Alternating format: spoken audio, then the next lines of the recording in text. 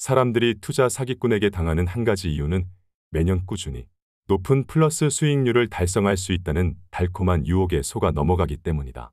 해마다 플러스 수익은 당연하고 안정적으로 꾸준히 높은 수익까지 안겨준다니 꿈만 같은 제안이 아닐 수 없다. 매년 10에서 12%의 수익률을 기대하는 것이 합리적이라고 믿기 때문에 사기를 당하거나 엉터리 투자 결정을 내리는 사람이 너무나도 많다. 그럴 수밖에 없는 이유가 있다. 측정 기간에 따라 다소 차이가 있기는 하지만 주식은 실제로 장기 투자 시 평균적으로 그만한 수익률을 달성했다는 걸 많은 사람들이 알기 때문이다.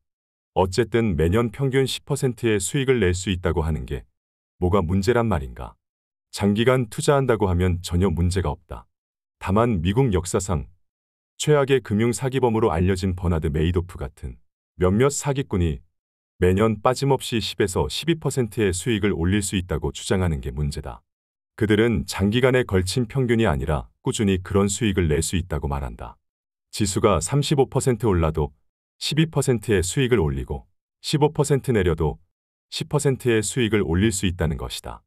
놀랄 만큼 대박을 치지는 못하더라도 영원히 지수가 급락하는 일이 없으니 꾸준하게 수익을 올릴 수 있다는 것이 그들의 주장이다.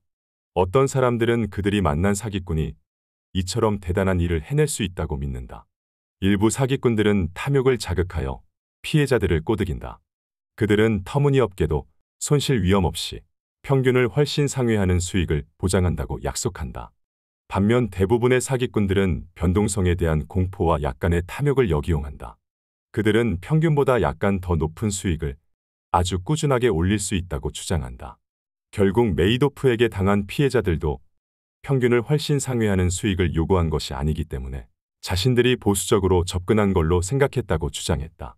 그러나 매년 장기 평균 수익률을 달성하겠다는 것도 허황된 욕심이기는 마찬가지다.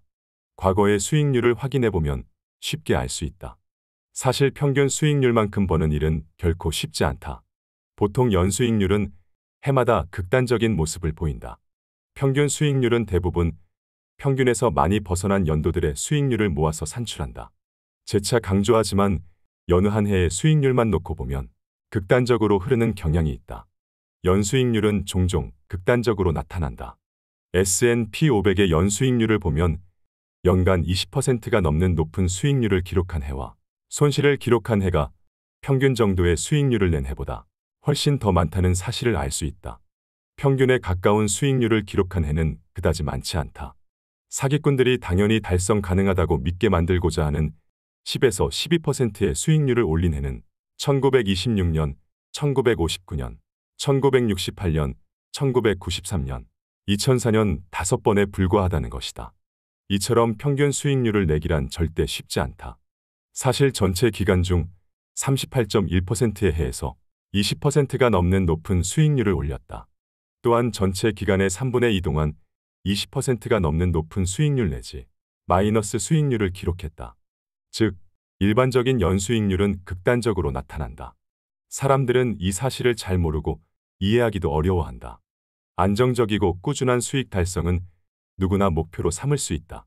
그러나 시장의 장기 평균 수익률에 근접한 수익률을 매년 내기는 대단히 어렵다. 안정적이고 꾸준한 수익을 원한다면 수익률이 낮은 채권이나 현금성 투자 상품에 투자하는 수밖에 없다. 연평균 약 10%의 수익을 목표로 삼는 일도 가능하지만 매년 높은 변동성을 각오해야 한다. 시장의 장기 평균 수익률을 달성하기도 사실 대단히 어렵다. 대부분의 투자 운용 전문가들조차 장기적으로 시장 평균 수익률을 하회하는 운용 실적을 낸다. 그리고 투자자들은 일시적으로 뜨는 주식을 쫓느라 장기적인 투자 성과를 훼손시키는 감정에 휘둘리는 결정을 내림으로써 스스로 피해를 자초하는 경향이 있다. 특히 이렇게 감정에 휘둘리면 때를 못 맞춘 채 단기 매매에 집착하게 된다. 사실 장기간에 걸쳐 평균 수익률을 올리는 쉬운 전략이 있다. 지수를 추종하도록 포트폴리오를 구성하고 그대로 내버려 두면 된다. 이렇게 하면 시장 수익률 이상의 수익을 올리지 못하더라도 장기적으로 채권이나 다른 유동성 자산에 비해 나은 수익을 올릴 수 있다. 그리고 이 수익은 친구들이나 전문 투자자들이 올린 수익보다 나을 것이다. 다만 이 방법을 쓰려면 가슴 졸이며 급락장과 급등장을 견뎌야 한다. 재차 강조하지만 내가 알기로 시장 수준의 하락을 겪어보지 않고 시장 수준의 수익률을 달성한 사람은 없다. 장기 평균 수익률만큼 올리고 싶다면 하방 변동성을 감수해야 한다. 그것을 피하는 방법은 없다. 일반적인 연수익률은 극단적인 양상을 띠기 때문이다.